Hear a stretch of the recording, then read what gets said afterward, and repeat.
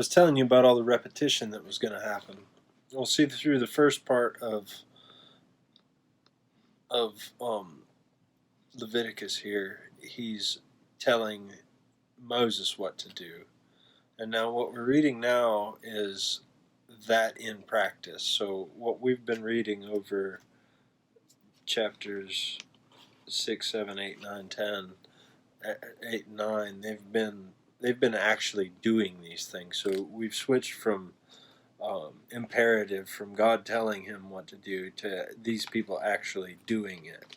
And I hope you're paying attention to where you can kind of see it in your mind, see this wonderful brand new tabernacle. This is all a celebration, and this is the way that even the pagans celebrated their gods in different ways, not exactly like what the Israelites are doing. There's a lot of things here like the lobe of the liver. Later when we get into Kings and Chronicles and things, the other pagan countries or nations are using those parts, and God is having them burned up on the altar, like the liver. The people would read a liver, like we like we call Miss Cleo. They had people that could look at a liver, and you'll see that in the exile when we get to talking about Ezekiel and these things, that they read the liver, and that's exactly what that is. So God is actually calling them to different terms than pagan worship of gods, but this is like ultimate. All of these rules and all of this stuff, and it's just amazing what's going on here. But anyway, let's keep reading. Chapter 10. Aaron's sons, Nadab and Abihu, took their censers and put fire in them, and added incense, and they offered unauthorized fire before the Lord, contrary to his command. So fire came from out of the presence of the Lord and consumed them. They died before the Lord. Moses then said to Aaron, "This is what the Lord spoke of when he said, 'Among those who approached me, I will be proved holy in the sight of all the people. I will be honored.'" Aaron remained silent. Verse 4. Moses summoned Mishael and Elazaphan, the sons of Aaron's uncle Uzziel, and said to them, "Come here, carry your cousins outside the camp, away from the front of the sanctuary." So they came and carried them, still in their tunics, outside the camp, as Moses ordered. Verse 6. Then Moses said to Aaron and his sons Eleazar and Ithamar, "Do not let your hair become unkempt, and do not wear a tear in your clothes, or you will die, and the Lord will be angry with the whole community. But your relatives, all the Israelites, may mourn for those who the Lord has destroyed by the fire. Do not leave the entrance to the tent of meeting, or you will die, because the Lord's anointing oil is on you." So they did as Moses said. Then the Lord said to Aaron, "You and your sons are not to drink wine or any other fermented drink while you go into the tent of meeting, or you will die. This is a lasting ordinance for the generations to come, so that you may distinguish between holy and the common, between the unclean and the clean, so that you can teach the Israelites all the decrees that the Lord has given them through Moses." Verse 12. Moses said to Aaron and his remaining sons, Eleazar and Ithamar, "Take the grain offering left over from the food offerings and prepared without yeast, and presented to the Lord, and eat it beside the altar, for it is most holy. Eat it in the sanctuary area, because it is your share and your son's share of the food offerings presented to the Lord. So I have been commanded. But you and your sons and your daughters may eat the breast that was waved and the thigh that was presented. Eat them in a ceremonially clean place. They have been given to you and your children's children as your share of the Israelites' fellowship offerings.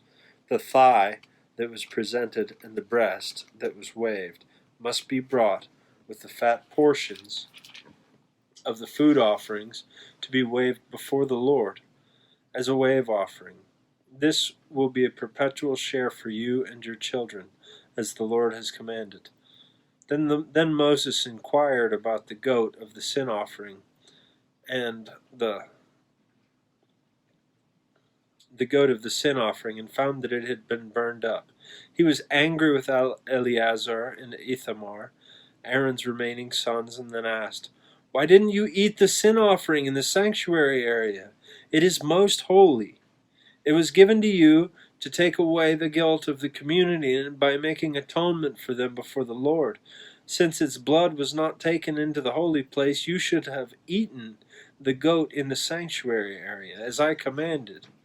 Aaron replied to Moses, "Today they are sacrificing their sin offering and their burnt offering in before the Lord, but such things as this have happened to me. Would the Lord have been pleased if I had eaten the sin offering today?" And then when Moses heard this, he was satisfied. Chapter 11. The Lord said to Moses and Aaron, "Say to the Israelites, of all the animals that live on the land, these are the ones that you may eat. You may eat any animal that has a divided hoof and that chews the cud." Verse 4. There are some that only chew cud, the cud only have a divided hoof, but you must not eat them. The camel, though it chews cud, does not have a divided hoof. It is ceremonially unclean for you. The hyrax, though it chews cud, but does not have a divided hoof, it is unclean for you. The rabbit, though it chews the cud, it does not have a divided hoof, it is unclean for you. And the pig, though it has a divided hoof, and does not chew cud, it is unclean for you. You must not eat of their meat or touch their carcasses. They are unclean for you. Verse 9. Of all the creatures living in the water and of the seas, the streams, that you may eat any that have fins and scales. But the creatures in the seas or the streams that do not have fins and scales, whether among all the swarming things or among all the other living creatures in the water, you are regarded as unclean. And since you are regarded as unclean, you must not eat their meat. Regard them as unclean, not you, sorry. You must not eat their meat. You must regard their carcasses as unclean. Any living thing in the water that does not have fins and scales is to be regarded as unclean to you. Verse 13. These are the birds that you are to regard as unclean, and not to eat because they are unclean: the eagle, the vulture, the black vulture, the red kite, and any kind of black kite, any kind of raven, the horned owl, the screech owl, the gull, any kind of hawk, the little owl, the cormorant, the great owl, the white owl, the desert owl, the osprey, the stork, any kind of heron, the hoopie, and the bat. All flying insects that walk on all fours are to be regarded as unclean by you. Insects on all fours. There are, however, some flying insects that walk on all fours that you may eat, those that have jointed legs for hopping on the ground. Of these you may eat any kind of locust, katydid, cricket, or grasshopper. Verse 23. But all the other flying insects that have 4 legs are to be regarded as unclean. See, insects actually do have 4 legs. I read this Ray Comfort. Insects have 6 legs, right? Well, they have 4 legs and they have 2 arms, so they counted them as 4 instead of 6. That's interesting, huh? Little Ray Comfort science book. I got it here somewhere. It's a good one. Sorry. Verse 24. You will make yourselves unclean by any of these. Whoever touches their carcasses will be unclean until evening. Whoever picks up one of the carcasses must wash their clothes, and they will be unclean until evening. Verse 26. Every animal that does not have a divided hoof, or that does not chew cud, is unclean for you. Whoever touches the carcasses of any animal will be unclean. Of all the animals that walk on all fours, those that walk on their paws are unclean to you. Whoever touches their carcasses will be unclean until evening. Anyone who picks up their carcasses must wash their clothes, and they will be unclean until evening. These animals are unclean for you. Verse 29. Of the animals that move along the ground, these are unclean to you: the weasel, the rat, any kind of great lizard, the gecko, the monitor lizard, the wall lizard, the skink, and the chameleon. Of all of these that move along the ground, these are unclean to you, but whoever touches them when they are dead will be unclean till evening. When one of them dies and falls on something, that article, whatever its use, will be unclean. Whether it's made of wood, cloth, hide, or sackcloth, put it in water, and it will be unclean until evening, and then it will be clean. If one of them falls into a clay pot, everything in it will be unclean. You must break the pot. If any food you are allowed to eat has come into contact with water from any such pot is unclean, and the liquid that is drunk from such a pot is unclean. Anything that one of their carcasses falls on becomes unclean. An oven or cooking pot must be broken up. They are unclean. You are to regard them as unclean. Verse 36. A spring, however, or a cistern for collecting water remains clean. But anyone who touches one of these carcasses is unclean. And if a carcass falls on any seeds that are to be planted, they remain clean. But if water has been put on the seed that the carcass falls on, it is unclean for you. Verse 39. If any animal that you are allowed to eat dies, anyone who touches its carcass will be unclean until evening. Anyone who eats some of its carcass must wash their clothes, and they will be unclean until evening. Anyone who picks up the carcasses must wash their clothes, and they will be unclean until evening. Verse 41. Every creature that moves along the ground is to be regarded as unclean. It is not to be eaten. You are not to eat any creature that moves along the ground, whether it moves on its belly or walks on all fours, or on many feet. It is unclean. Do not defile yourself by any of these creatures. Do not make yourselves unclean by the means of making them, or be made unclean by them. I am the Lord your God. Consecrate yourselves and be holy, because I am holy. Do not make yourselves unclean by any creature that moves on the ground. I am the God who brought you up out of Egypt to be your God. Be therefore holy, because I am holy. These are the regulations concerning animals, birds, and every living thing that is in the water, and every creature that moves along the ground. You must distinguish between unclean and clean, between living creatures that may be eaten and those that may not be eaten. Chapter 12. The Lord said to Moses, "Say to the Israelites, a woman who becomes pregnant and gives birth to a son will be ceremonially unclean for 7 days, just as she is unclean during her monthly period. On the 8th day the boy is to be circumcised. Then the woman is to wait 33 days to be purified from her bleeding. She must not touch anything sacred or go to the sanctuary until the days of her purification are over. If she gives birth to a daughter, for 2 weeks the woman will be unclean, as during her period. She must then wait 6 days to be purified from her bleeding. Verse 6. Then when the days of her purification for a son or a daughter are over, she is to bring the priest at the entrance of the tent of meeting a year-old lamb for a burnt offering, and a young pigeon or a dove for the sin offering. And he shall offer them before the Lord to make a atonement for her, and then she will be ceremonially clean from her flow of blood. These are the regulations for the woman who gives birth to a boy or a girl, but if she cannot afford a lamb, she is to bring 2 doves or 2 young pigeons, one for a burnt offering and the other for a sin offering. This way the priest will make atonement for her, and she will be clean. Chapter 13.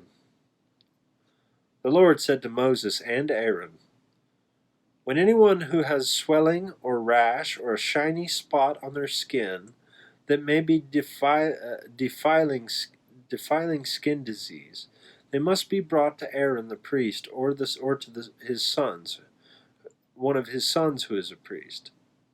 Verse 3. The priest is to examine the sore on the skin, and if the hair is in the sore turned white, and the sore appears to be more than skin deep, it is a defiling skin disease. When the priest examines the person, he shall pronounce him ceremonially unclean. If the shiny spot on the skin is white, but does not appear more than skin deep, and the hair in it has not turned white, the priest is to isolate the affected person for 7 days. On the 7th day the priest is to examine them, and if he sees that the sore is unchanged or has not spread to the skin, he is to isolate himself for another 7 days. On the 7th day the priest is to examine them again, and if the sore has faded and has not spread in the skin, the priest is to pronounce them clean. It is only a rash. They must wash their clothes, and they will be clean. But if the rash does spread in their skin, or they have shown themselves after they have shown themselves to the priest to be pronounced clean, they must appear before the priest again. The priest is to examine that person, and if the rash has spread in the skin, he shall pronounce them unclean. It is a defiling skin disease. Verse 9. Then when anyone has a defiling skin disease, they must be brought to the priest. The priest is to examine them, and if there is a white swelling of the skin that has turned the hair white, and if there is a raw flesh in the swelling, it is a chronic disease, and the priest shall pronounce them unclean. He is not to isolate them, because they are already unclean.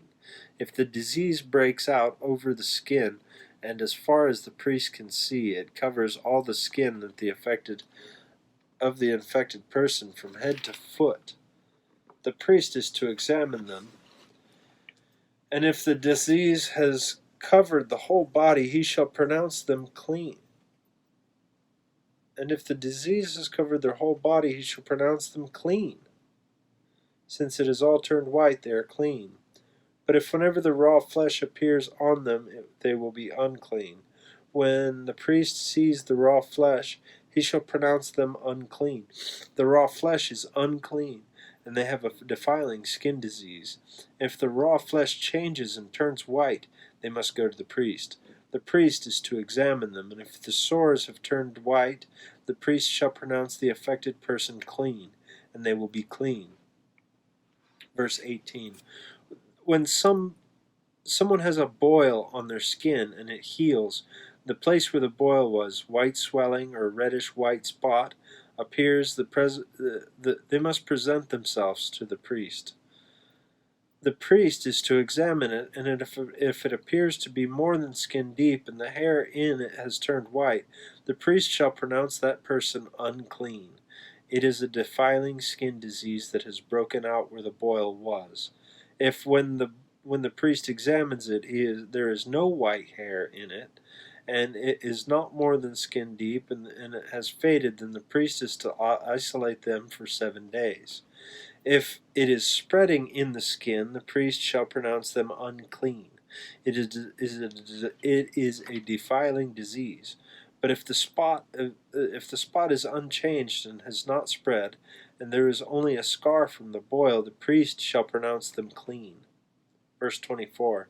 When someone has a burnt on their skin with a reddish white or white spot appears in the raw flesh of the burn, the priest is to examine the spot, and if the hair in it has turned white, and it appears more than skin deep, it is a defiling disease that has broken out in the burn. The priest shall pronounce them unclean, as it is a defiling disease. But if the priest examines it, and there is no white hair in the spot, and if it is not more than skin deep and has faded, then the priest is to isolate them for 7 days. On the 7th day, the priest is to examine that person, and if it is spreading in the skin, the priest shall pronounce them unclean. It is a defiling skin disease. If, however, the spot is unchanged and has not spread in the skin, but has faded into a swelling from the burn, the priest shall pronounce them clean. It is only a scar from the burn. Verse 29. If a man or a woman has a sore on their head or chin, the priest is to examine the sore, and if it appears more than skin deep, and the hair is yellow and thin, the priest shall pronounce them unclean. It is a defiling disease on the head or chin. But if the priest examines the sore, and it does not seem more than skin deep, and there is no black hair in it, then the priest is to isolate the affected person for 7 days. On the 7th day, the priest is to examine the sore, and if the sore has not spread, and there is no yellow hair in it, and it does not appear to be more than skin deep, then the man or the woman must shave themselves, except for the affected area, and the priest is to keep them isolated another 7 days. On the 7th day the priest is to examine the sore, and if it has not spread in the skin, and appears to be no more than skin deep, the priest shall pronounce them clean. They must wash their clothes, and they will be clean. But if the sore is spread in the skin, and after they pronounce clean, the priest is to examine them, and if he finds that the sore has spread in the skin, he is no need to look for yellow hair. They are unclean. If, however, the sore is unchanged, so far as the priest can see, and if black hair has grown in it, the affected person is healed. They are clean, and the priest shall pronounce them clean. Verse 38. When a man or a woman has a white spot on his skin, and the priest is to examine them, and if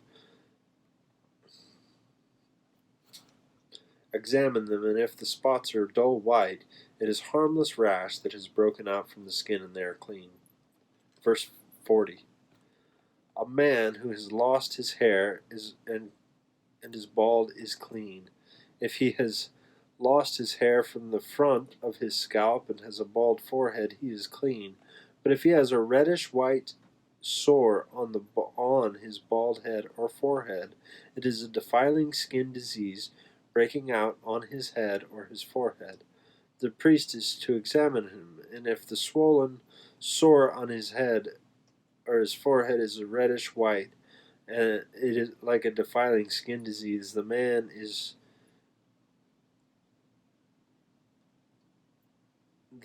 diseased and unclean.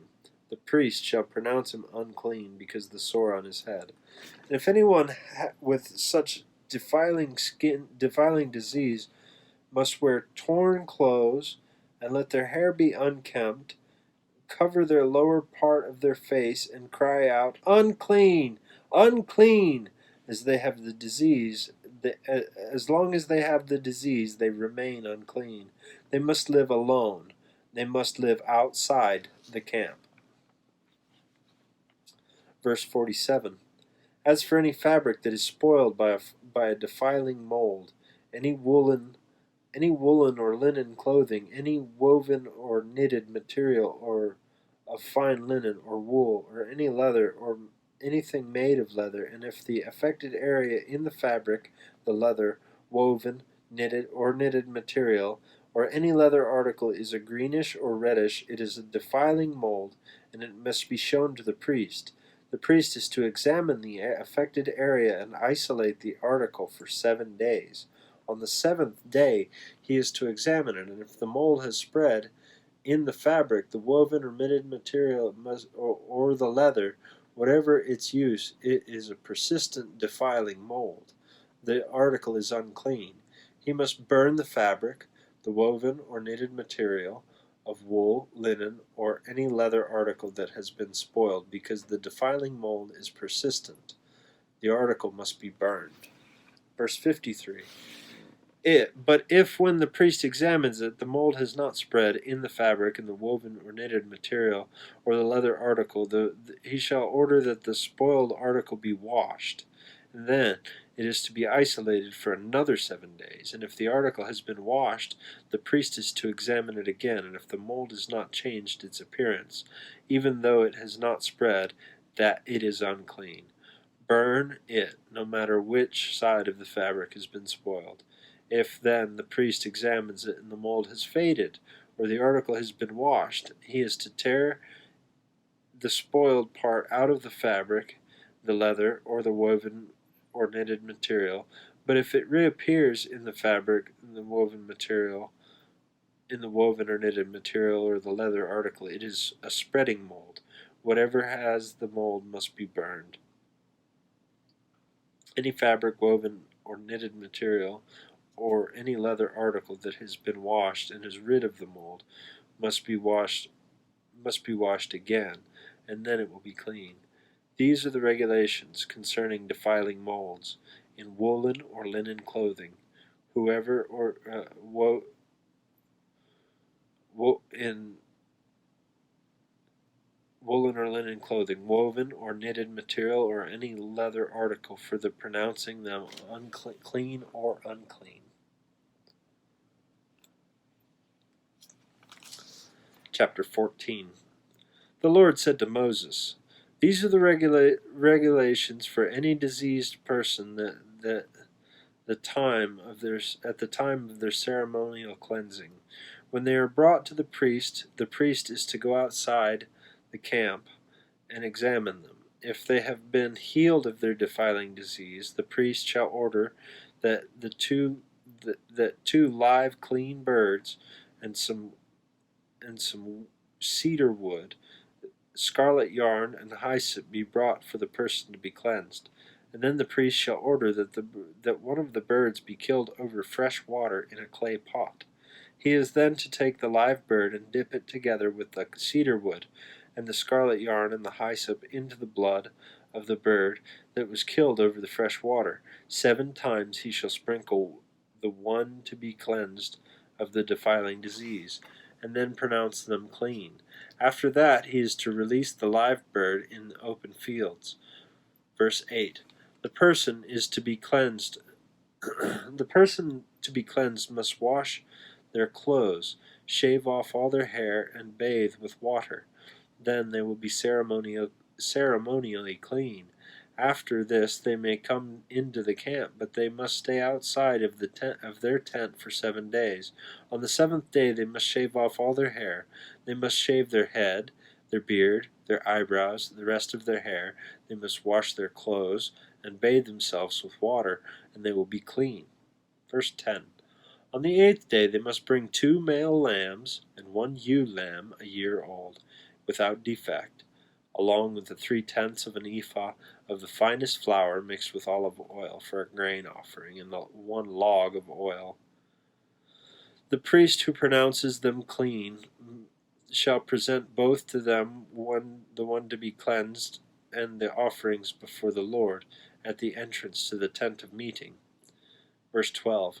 Then the priest is to take one of the male lambs and offer it as a guilt offering, along with the log of oil.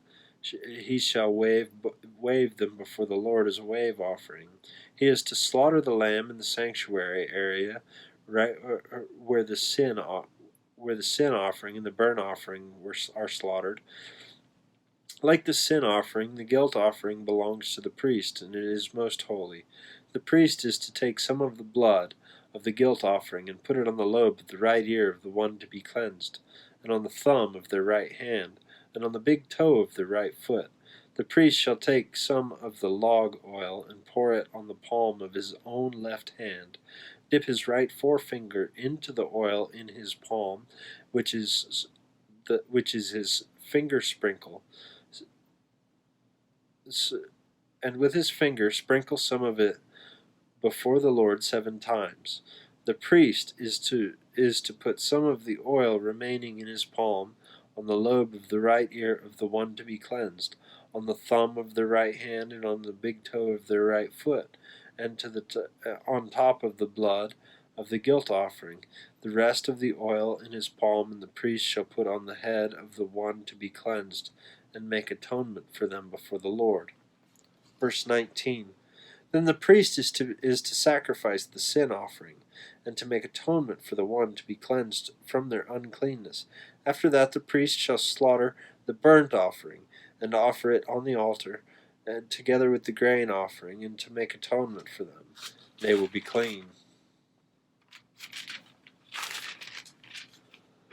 If, however, they are poor and cannot afford these, they must take one lamb as a guilt offering to be waved and to make atonement for them, together with 1/10 of an ephah of the finest flour, mixed with olive oil for a grain offering, and a log of oil, and 2 doves or 2 young pigeons, such as they can afford, one for a sin offering and the other for a burnt offering.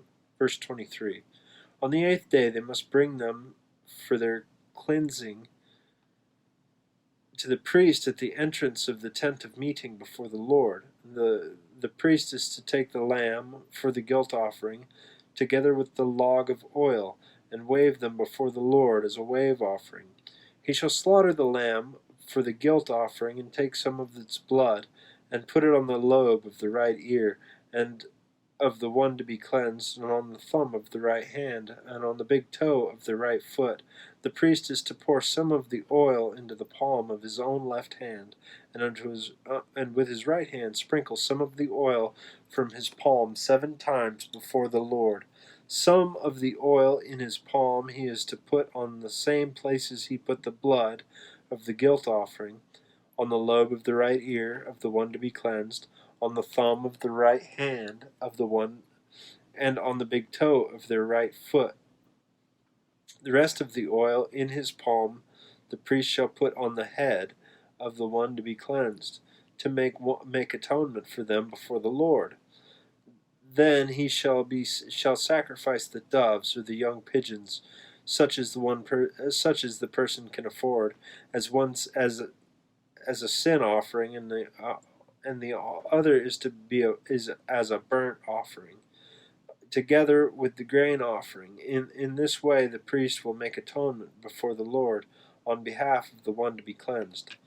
These are the regulations for anyone who has a defiling skin disease and who cannot afford the regular offerings for their cleansing. Verse 33. The Lord said to Moses and Aaron, when you enter the land of Canaan, which I am giving you as your possession, I put a spreading mold in your house, in a house in that land, the owner of the house must go and tell the priest, I have seen something that looks like a defiling mold in my house. The priest is to order the house to be emptied before he goes to examine the mold, so that nothing in the house would be pronounced unclean. After this, the priest is to go in and inspect the house.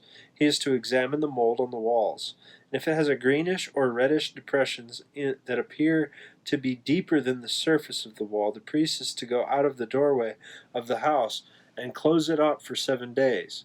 On the 7th day the priest shall return and inspect the house. If the mold has spread on the walls, he is to order that the contaminated stones be torn out and thrown into an unclean place outside of the town.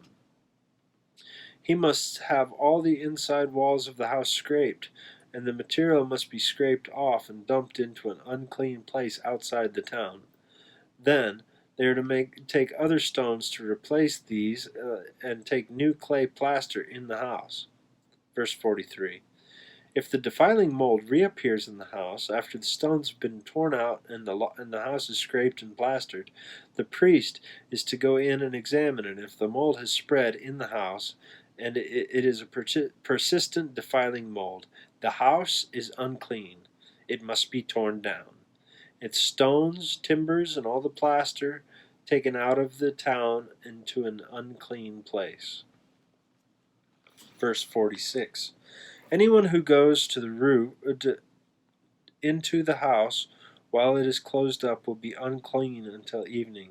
Anyone who sleeps or eats in the house must wash their clothes. Verse 48.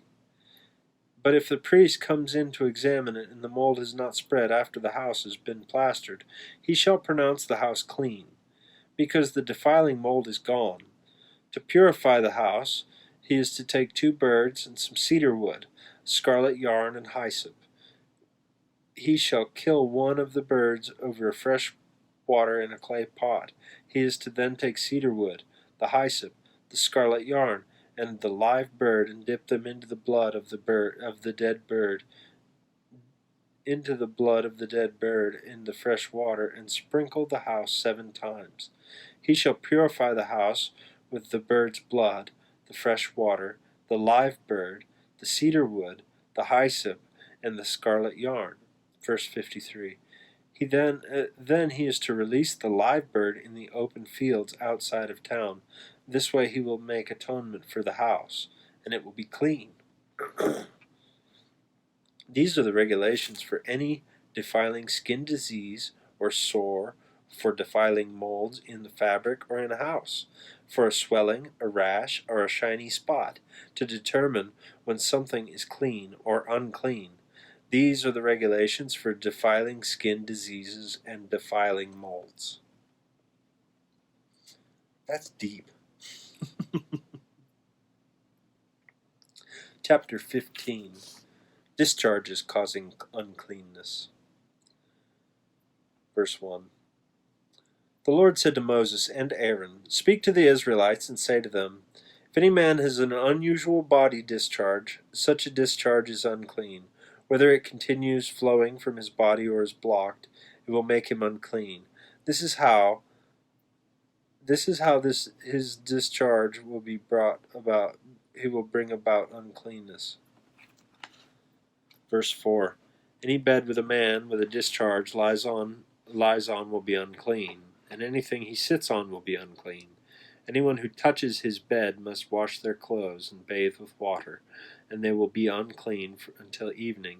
Whoever sits on anything that the man with a discharge sat on must wash their clothes and bathe with water, and they will be unclean until evening. Verse 7. Whoever touches the man will be with a discharge must wash their clothes and bathe with water. They will be unclean until evening. If the man with the discharge spits on anyone who is clean, they must wash their clothes and bathe with water, and they will be unclean until evening. Verse 9. Everything that the man sits on when riding will be unclean, and whoever touches any of the things that were under him will be unclean until evening. Whoever picks up those things must wash their clothes and bathe with water, and they will be unclean until evening. Verse 11. Anyone the man with the discharge touches without rinsing his hands with water must wash their clothes and bathe with water, and they will be unclean until evening. Verse 12. A clay pot that the man touches must be broken. Any wooden article is to be rinsed with water. When a man is cleansed from this discharge, he is to count off 7 days from his ceremonial cleansing. He must wash his clothes and bathe himself with fresh water. He will be clean. On the 8th day he must take 2 doves or 2 pigeons, and come before the Lord in the entrance to the tent of meeting, and give them to the priest. The priest is to sacrifice them, one for a sin offering and the other for a burnt offering. In this way he will make atonement before the Lord for the man being caused of his discharge. Verse 16. When a man has an emission of semen, he must bathe his whole body with water, and he will be unclean until evening. Any clothing or leather that has semen on it must be washed with water, and it will be unclean until evening. When the man has sexual relations with a woman, and there is an emission of semen, both of them must bathe in water, and they will be unclean until evening. Verse 19. When a woman has her regular flow of blood, the impurity of her monthly period will last 7 days, and anyone who touches her will be unclean until evening. Anything she lies on during her period will be unclean, and anything that she sits on will be unclean. Anyone who touches her bed will be unclean. They must wash their clothes and bathe with water, and they will be unclean until evening. Anyone who touches anything she sits on will be unclean. They must wash their clothes and bathe with water, and they will be unclean until evening. Whether it is the bed or anything she was sitting on, when anyone touches it, they will be unclean till evening. Verse 24. If a man has sexual relations with her in her monthly flow, and her monthly flow touches him, he will be unclean for 7 days. Any bed he lies on will be unclean.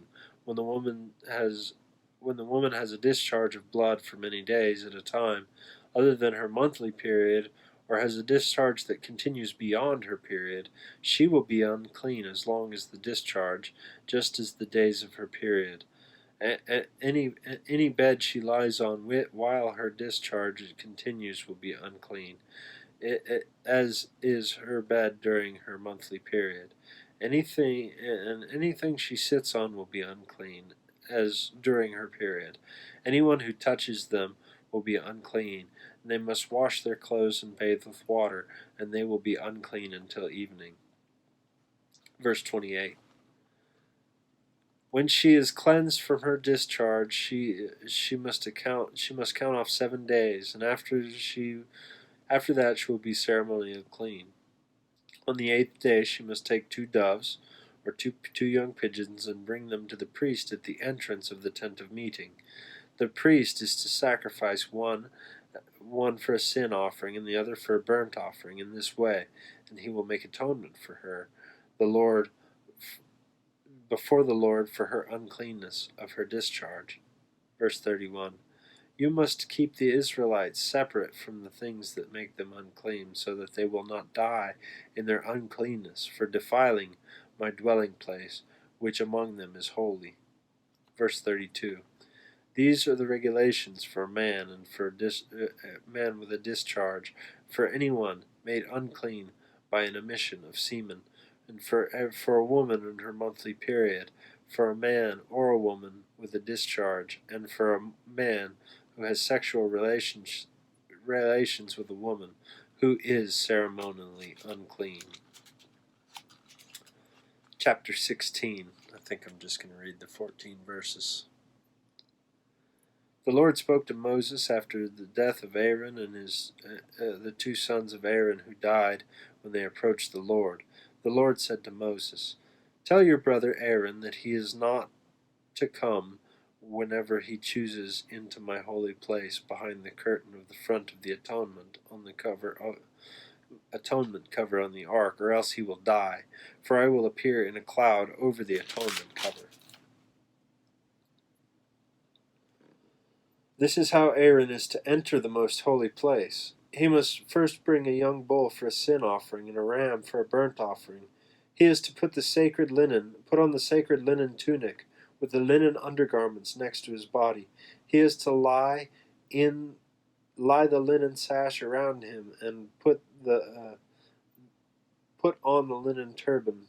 These are sacred garments, so he must bathe himself with water before he puts them on. From the Israelite community he is to take 2 male goats for a sin offering and a ram for a burnt offering. Verse 6. Aaron is to offer the bull for his own sin offering and make atonement for himself and his household. Then he is to take the 2 goats and present them before the Lord in the entrance of the tent of meeting. He is to cast lots for the 2 goats, one lot for the Lord and one for the scapegoat. And Aaron shall bring the goat whose lot falls to the Lord and sacrifice it for a sin offering. But the goat chosen by lot as the scapegoat shall be presented alive before the Lord, and to be used for making atonement by sending it into the wilderness as a scapegoat. Aaron, verse 11, Aaron shall bring the bull for his own sin offering to make atonement for himself and his household. He is to slaughter the bull before his own for his own sin offering.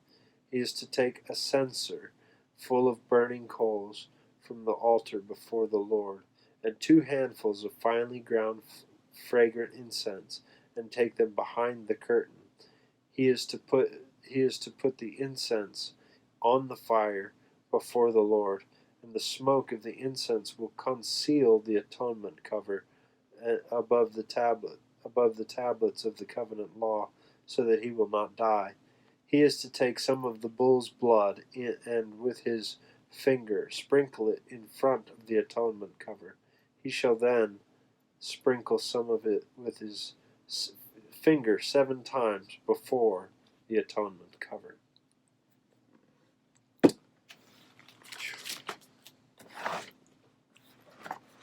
I told you guys Leviticus was hard to get through, and it is, but it's cool.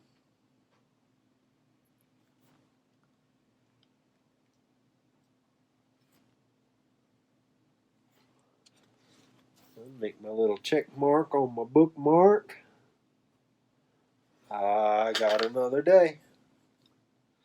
All right, guys and girls, love you. Thank you. We'll see you tomorrow.